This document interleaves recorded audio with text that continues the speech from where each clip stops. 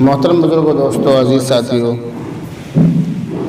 حضرت عبداللہ ابن عمر رضی اللہ تعالی عنہما کی یہ حدیث اور ان کا یہ قول میں نے آپ کے سامنے عربی زبان میں ذکر کیا ہے۔ اس کے اندر وہ یہ فرما رہے ہیں کہ جو شخص اللہ تعالیٰ سے استخارہ کرے گا، اللہ تعالیٰ سے مشورہ کرے گا، تو اللہ تعالیٰ اس کے لیے وہ چیز پسند فرمائیں گے جو اس کے لیے بہتر ہو۔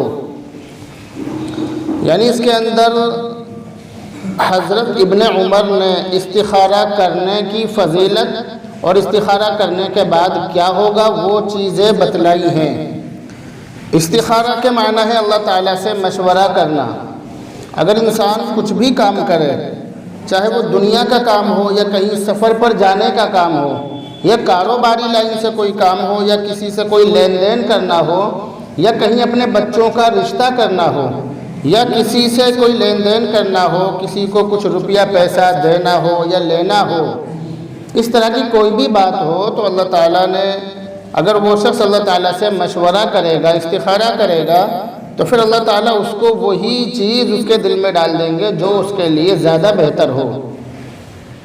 عام طور سے ہمارے یہاں عورتوں کے اندر استخارہ کرنے کے کئی طریقے رائج ہیں اور چل رہے ہیں، اور ہماری ماں بہنیں ان طریقوں کو صحیح سمجھتی ہیں اور ان طریقوں سے وہ استخارہ کرتی ہیں، حالانکہ وہ طریقہ شریعت کے اندر کہیں بھی لکھا ہوا نہیں ہے۔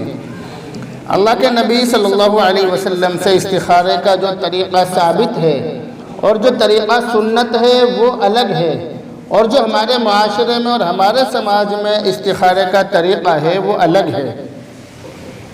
ہمارے یہاں پر استخارے کے کئی طریقے چل رہے ہیں، عام طور سے آج کل بھی کئی طریقے چل رہے ہیں اور لوگ انہی طریقوں سے استخارہ کرتے ہیں۔ ہماری ماں بہنیں بھی عام طور سے من گھڑت طریقوں سے استخارہ کرتی ہیں، اور بہت سارے لوگوں کے ذہنوں میں تو یہ بات بیٹھی ہوئی ہے کہ استخارہ ہمیشہ عشاء کی نماز کے بعد کرنا چاہیے، اور استخارہ کرنے کے بعد سونا چاہیے، اور سونے کے بعد خواب میں وہ بات نظر آئے گی جو تمہارے لیے بہتر ہو۔ ایسا لوگوں کے اندر مشہور ہے، یعنی لوگ یہ سمجھتے ہیں کہ استخارہ صرف رات میں ہی ہوتا ہے عشاء کی نماز کے بعد، اور استخارے کے بعد سونا بھی ضروری ہے، اور استخارہ کے بعد جب ہم سوئیں گے تو ہمیں خواب میں وہ چیز نظر آ جائے گی۔ ایسا ہمارے یہاں پر مشہور ہے، جبکہ یہ بات صحیح نہیں ہے۔ صحیح بات قرآن و حدیث سے جو ثابت ہے اور جو سنت طریقہ ہے وہ یہ ہے کہ آدمی 24 گھنٹے میں کبھی بھی استخارہ کر سکتا ہے، دن میں بھی کر سکتا ہے، رات میں بھی کر سکتا ہے۔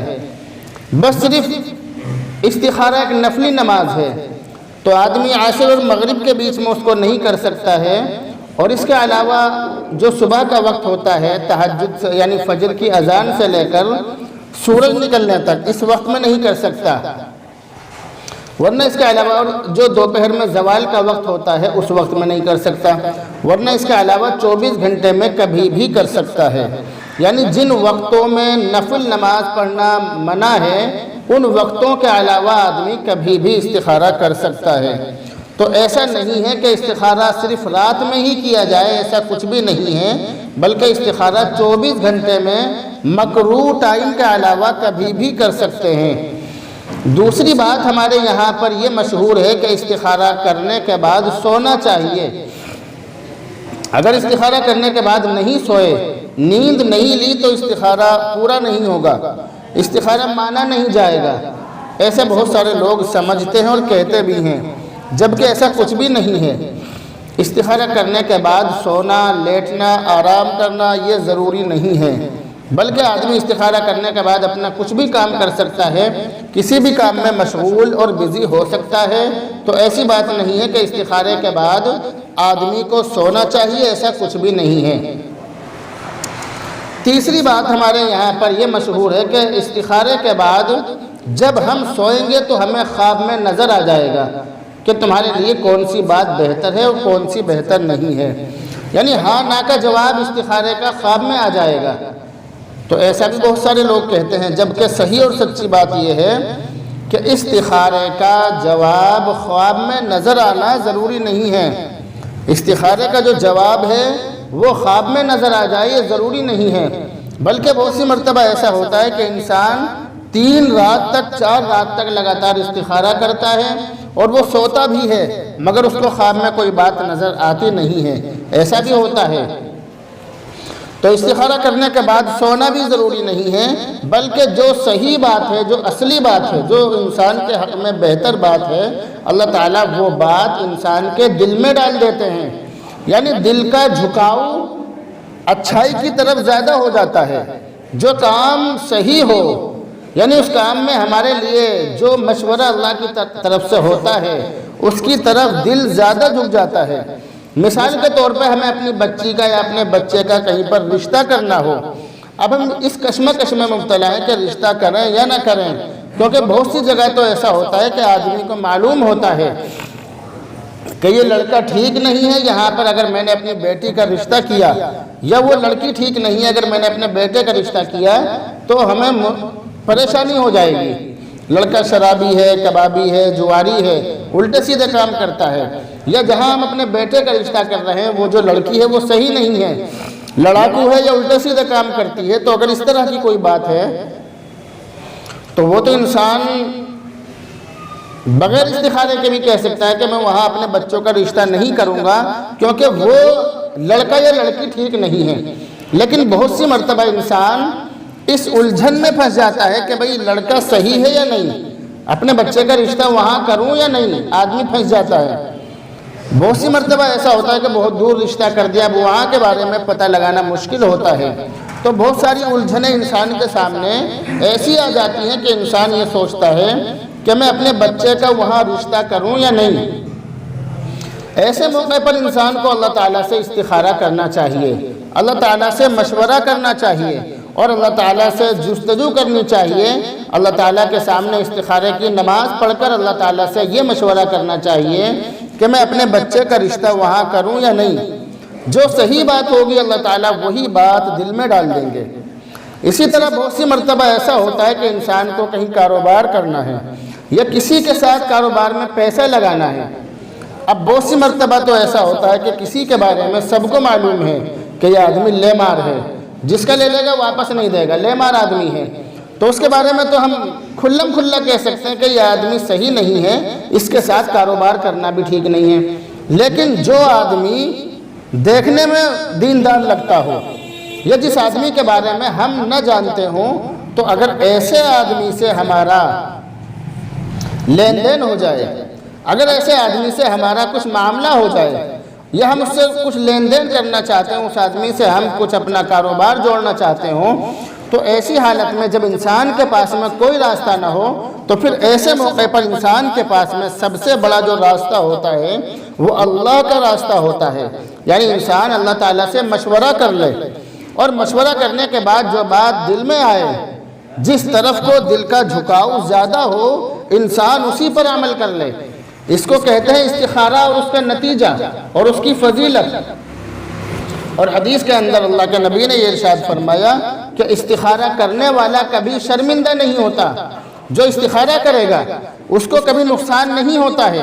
جو استخارہ کرتا ہے اور استخارے کے بعد جو نتیجہ سامنے آ جائے اس پر عمل کرتا ہے تو وہ آدمی شرمندہ نہیں ہوتا، اس کو کبھی نقصان نہیں اٹھانا پڑتا۔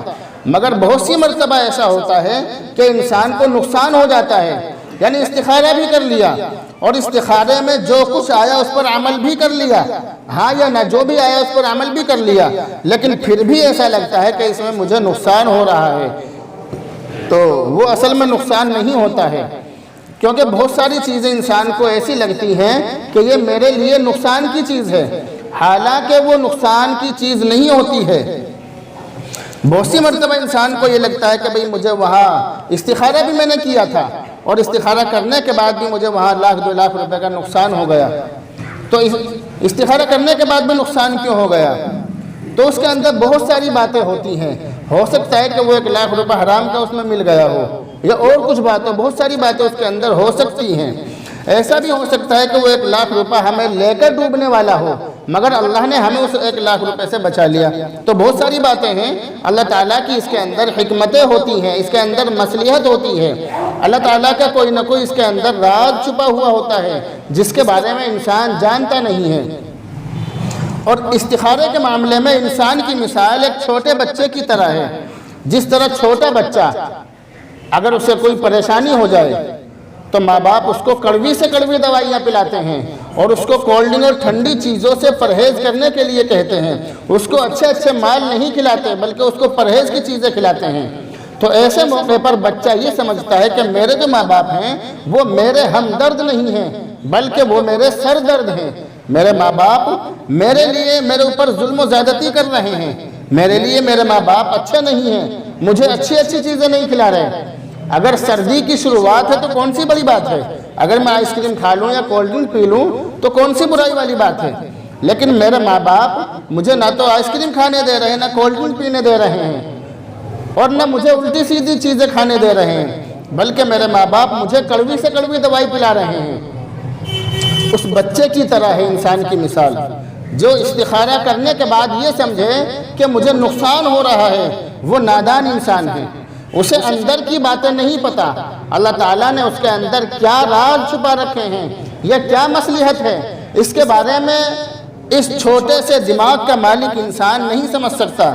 انسان کی پہنچ الگ ہے اور اللہ تعالیٰ کی پہنچ الگ ہے۔ لا تدرکہ الابصار وہو یدرک الابصار وہو اللطیف الخبیر۔ اللہ تعالیٰ باریک سے باریک چیزوں کو دیکھنے والا ہے، وہ ان تمام چیزوں کو دیکھنے والا ہے کہ جہاں تک انسان کی پہنچ نہیں ہے، انسان کی رسائی نہیں ہے، انسان کا دل اور انسان کا دماغ اس کے بارے میں سوچ بھی نہیں سکتا، وہاں تک اللہ تعالیٰ ان تمام چیزوں کو جانتا ہے۔ قرآن کریم کے اندر تو ایسی 5 چیزوں کا ذکر ہے کہ جن کے بارے میں اللہ تعالیٰ کے سوا کوئی جانتا ہی نہیں ہے۔ وہ 5 چیزیں کون سی ہیں؟ قرآن کریم کے اندر اس کا ذکر موجود ہے۔ ان اللہ عندہ علم الساعہ، کہ قیامت کے بارے میں اللہ کے سوا کوئی نہیں جانتا، نبی بھی نہیں جانتے کہ قیامت کب آئے گی۔ وَيُنَزِّلُ الْغَيْثَ، بارش کب ہوگی، کہاں ہوگی، کتنی ہوگی، اللہ کے سوا کوئی نہیں جانتا۔ کوئی کتنی ہی بھوشیوانی کرتا رہے کہ اتنے تاریخ سے لے کر اتنے تاریخ تک بارش ہوگی، لیکن وہ تمام چیزیں انسان کی فیل ہو جاتی ہیں، تمام مشینیں فیل ہو جاتی ہیں۔ تو اللہ تعالیٰ کے سوا کوئی نہیں جانتا کہ بارش کب ہوگی، کہاں ہوگی، کتنی ہوگی۔ وَيَعْلَمُ مَا فِي الْأَرْحَامِ، ماں کے پیٹ میں کیا ہے، عورت کے پیٹ میں کیا پل رہا ہے، اللہ کے سوا کوئی نہیں جانتا۔ یہ جتنی بھی مشینری ہیں یہ تمام مشینری بعد میں جانتی ہیں، اللہ تعالیٰ تو حمل ڈلنے سے پہلے ہی جانتا ہے، ان دونوں کا ملاپ ہونے سے پہلے ہی جانتا ہے کہ اس کے پیٹ میں کیا پلنے والا ہے اور کیا پلے گا۔ وَيَعْلَمُ مَا فِي الْأَرْحَامِ وَمَا تَدْرِي نَفْسٌ مَاذَا تَكْسِبُ غَدًا۔ آنے والے کل کے لیے انسان بہت پلان بناتا ہے، بہت باتیں سوچتا ہے کہ مجھے کل وہاں جانا ہے، یہ کرنا ہے، وہ کرنا ہے، مگر کل کیا کرے گا اس کے بارے میں اللہ ہی جانتا ہے۔ انسان نے سوچا کہ آج میں دہلی کا سفر کروں گا، لیکن کہیں سے موت کی خبر آ جاتی ہے، اس کو فوراً اپنا سفر کینسل کر کے وہاں جانا پڑتا ہے۔ تو آنے والے کل میں انسان کیا کرے گا اللہ تعالیٰ کے سوا کوئی نہیں جانتا۔ انسان کتنے ہی منصوبے بنا لے، کتنے ہی پلان بنا لے، تمام باتیں اللہ تعالیٰ جانتا ہے کہ آنے والے کل میں یہ کیا کرنے والا ہے۔ اور آخری چیز، 5 چیزوں میں سے آخری چیز جس کے بارے میں اللہ کے سوا کوئی نہیں جانتا وہ ہے وَمَا تَدْرِي نَفْسٌ بِأَيِّ أَرْضٍ تَمُوتُ۔ انسان کی موت کہاں آئے گی، انسان کہاں مرے گا، اس کو اللہ کے سوا کوئی نہیں جانتا۔ انسان یہاں بیٹھا ہے لیکن موت آنے میں آدھا گھنٹہ باقی ہے اور اس کا انتقال ہونا ہے دوسرے ملک میں، تو اللہ تعالیٰ اس آدھے گھنٹے میں اس کو یہاں سے دوسرے ملک پہنچا دے گا۔ تو انسان کی موت کہاں آئے گی یہ بھی اللہ تعالیٰ جانتا ہے، اللہ کے سوا کوئی نہیں جانتا۔ تو استخارہ کرنے کے بعد اگر کوئی نتیجہ آ رہا ہے تو انسان یہ نہ سمجھے کہ یہ میرے حق میں بہتر نہیں ہے۔ بہت سی مرتبہ استخارہ کرنے کے بعد بھی انسان کو نقصان ہوتا ہے، مگر اس کے بعد آدمی یہ سمجھتا ہے کہ میرے ساتھ میں غلط ہو رہا ہے، مگر کچھ دنوں کے بعد جب حالات بدلتے ہیں تب اس کو پتہ چلتا ہے کہ میرے ساتھ جو وہ اس دن گھٹنا ہوئی تھی وہ صحیح تھا، جو واقعہ میرے ساتھ ہوا تھا وہ میرے حق میں بہتر تھا، وہ میرے لیے صحیح ہوا تھا۔ بہت سی مرتبہ ایسا ہوتا ہے کہ انسان کے ساتھ میں کچھ ایسا حادثہ ہو جاتا ہے، سب کے ساتھ ہوتا ہے، تو اللہ تعالیٰ کا شکر ادا کرنا چاہیے۔ اسی کے بارے میں نے کتاب کے اندر ایک قصہ پڑھا تھا، اپنی پڑھائی کے زمانے میں تقریباً 16 یا 17 سال پہلے، وہ آج تک میرے ذہن کے اندر موجود ہے، نقش ہے۔ قصہ کچھ اس طرح سے پڑھا میں نے کہ ایک باپ اور اس کا بیٹا ایک گدھے پر سوار ہو کر سفر کے لیے نکلے۔ جب وہ سفر کے لیے نکلے تو راستے میں ان کا گھوڑا مر گیا، ان کا جو گدھا تھا وہ مر گیا۔ اب ان دونوں نے پیدل سفر طے کیا اور بہت الٹی سیدھی کہ اللہ نے ہمارے ساتھ یہ کر دیا، وہ کر دیا، اب ہمیں پیدل سفر کرنا پڑ رہا ہے۔ جہاں ان کو جانا تھا، جس جگہ پر ان کو پہنچنا تھا، وہ گدھا ان کو وہاں ایک دن میں پہنچا دیتا، لیکن جب پیدل سفر کیا تو 3 دن میں وہاں پہنچے۔ وہاں جا کر یہ دیکھا کہ جس بستی میں ان کو جانا تھا وہ بستی تہس نہس کر دی گئی تھی، وہ بستی ختم ہو گئی تھی، وہاں پر بستی کا نام و نشان نہیں تھا۔ تب انہوں نے وہیں کھڑے ہو کر اللہ کا بہت بڑا شکر ادا کیا کہ اگر ہمارا گدھا نہ مرتا، یعنی 2 دن پہلے ہی اس بستی کے اوپر اللہ کا عذاب آیا تھا، تو انہوں نے کھڑے ہو کر وہیں پر اللہ کا شکر ادا کیا کہ اگر ہمارا گدھا نہ مرتا تو ہم بھی یہاں وقت پر پہنچ جاتے اور اس عذاب کے اندر ہم بھی گرفت میں آ جاتے، ہم بھی اس عذاب کی پکڑ میں آ جاتے۔ اگر انسان بائک پر سفر کر رہا ہے، کہیں ٹکر لگ گئی یا کہیں ایکسیڈنٹ ہو گیا یا کہیں اس کا پیر مڑ گیا یا کہیں بائک گر گئی، گاڑی گر گئی، ٹکر لگ گئی، یا انسان سیڑھی پر سے اتر رہا ہے، کہیں اس کے چوٹ لگ گئی، تو اللہ کا شکر ادا کرنا چاہیے۔ میں ایسے موقع پر ہمیشہ اللہ کا شکر ادا کرتا ہوں، کیونکہ اللہ تعالیٰ انسان کو بڑی پریشانیوں سے بچا کر مومن بندے کو چھوٹی پریشانیوں میں گرفتار کرتا ہے۔ تو اگر مومن بندے پر پریشانی آ رہی ہے تو مومن بندہ یہ نہ سمجھے کہ اللہ تعالیٰ نے میرے اوپر عذاب نازل کر دیا، پوری دنیا کے اندر اللہ کو میں ہی ملا تھا عذاب نازل کرنے کے لیے، ایسا نہ سمجھے، بلکہ اللہ کے ہر فیصلے میں حکمت اور مصلحت ہوتی ہے۔ استخارہ کرنے کے بعد ہمارے سامنے جو بھی نتیجہ ہے ہم اس پر عمل کر لیں۔ استخارہ کرنے کے بہت سارے طریقے ہمارے سماج میں، ہمارے معاشرے میں اور ہماری ماں بہنوں میں پھیلے ہوئے ہیں، مگر بہت سارے طریقے من گھڑت ہیں۔ سب سے زیادہ صحیح طریقہ جو ہے اللہ کے نبی علیہ السلام سے جو ثابت ہے وہ یہ ہے کہ آدمی 2 رکعت نفل استخارے کی نیت سے پڑھے۔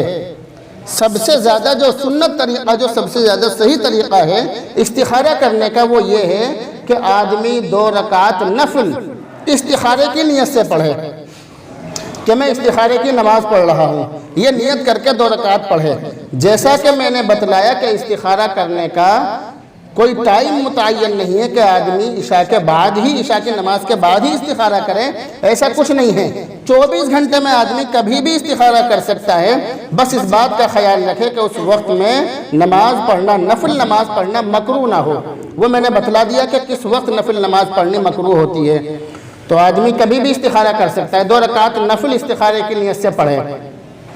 اور کس طرح نماز پڑھنی ہے؟ جس طرح ہم عام طور سے نماز پڑھتے ہیں، جیسے ہم نفل نماز پڑھتے ہیں، سنت نماز پڑھتے ہیں، اسی طرح سے نماز پڑھنی ہے۔ بس صرف نیت یہ کرنی ہے کہ میں استخارے کی نماز پڑھ رہا ہوں۔ اس طرح سے آدمی نماز پڑھ لے۔ نماز پڑھنے کے بعد یہاں جو لوگ بیٹھے ہیں، جو بیان سن رہے ہیں، وہ اگر استخارے کی جو دعا ہے یہ میں آپ کو ویسے تو بتلا دوں گا، لیکن استخارے کی جو دعا ہے وہ تھوڑی لمبی ہے، میں آپ کو بتلا دوں گا، آپ کو یاد نہیں رہے گی، لیکن پھر بھی ایک بار بتلا دوں۔ ہم نماز پڑھنے کے بعد اس دعا کو پڑھیں گے جو میں آپ کو بتلانے جا رہا ہوں، اس کے بعد ہم اپنے کام دھندے میں لگ جائیں گے۔ استخارہ کرنے کے بعد سونا یا آرام کرنا ضروری نہیں ہے، اور یہ بھی ضروری نہیں ہے کہ بھئی استخارے میں استخارے کے بعد جب ہم سوئیں گے تو خواب میں ہمیں نظر آ جائے کہ ہمارے لیے کیا چیز بہتر ہے، ایسا بھی کچھ نہیں ہے۔ کبھی بھی استخارہ کر لو، اور استخارہ کرنے کے بعد کچھ بھی کرو، اپنا کام دھندہ کرو یا اپنا کھانا پینا کھاؤ، کچھ بھی کرو جو من میں ہو وہ کرو، کوئی مسئلہ نہیں اس میں۔ تو استخارہ کرنے کے بعد ہم یہ دعا پڑھیں گے جو میں آپ کو بتلانے جا رہا ہوں۔ اللہم انی استخیرک بعلمک واستقدرک بقدرتک من فضلک العظیم فإنک تقدر ولا اقدر وتعلم ولا اعلم وانت علام الغیوب۔ اللہم ان کنت تعلم ان ھذا الامر خیر لی فی دینی ومعیشتی وعاقبت امری فیسرہ لی ثم بارک لی وان کنت تعلم ان ھذا الامر شر لی فی دینی ومعیشتی وعاقبت امری فاصرفہ عنی واصرفنی عنہ حیث کان ثم ارزنی بہ.